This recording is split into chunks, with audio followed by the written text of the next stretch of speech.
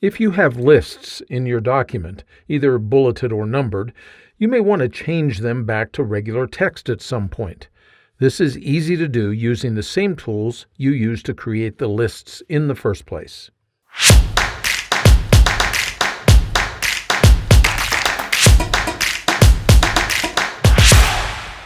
There may be times when you want to remove the list formatting you previously applied to some of your text.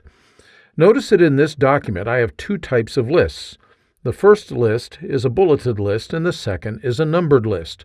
Word provides an easy way for you to remove list formatting from either of these. The first step is to select the list items that you no longer want to be part of the list. Let's say I wanted those 3 bulleted items to be removed from the bulleted list.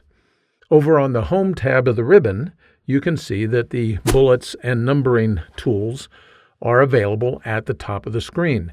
The Bullets tool is selected at this point because we have a portion of a bulleted list selected.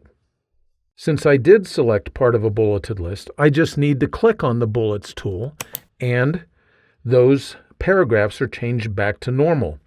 Notice that only the paragraphs I selected are affected, which means that I now have 2 bulleted lists, one before the selected paragraphs and one after.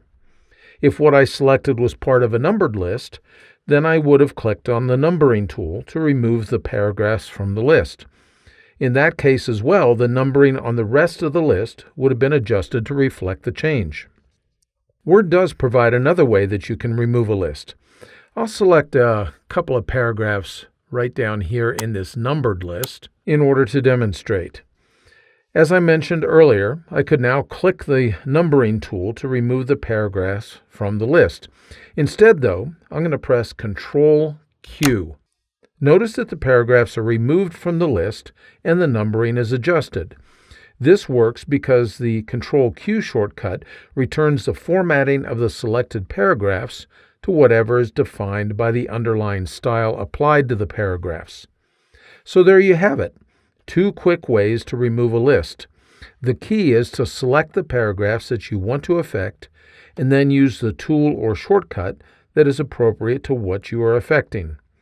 Word takes care of the rest automatically. I hope you found this quick tip helpful. If you did, you might consider signing up for my Word Tips newsletter. Every weekly issue is free and it includes great tips that you can put to work right away. Information is in the notes just below this video. Thanks for spending a few moments with me today.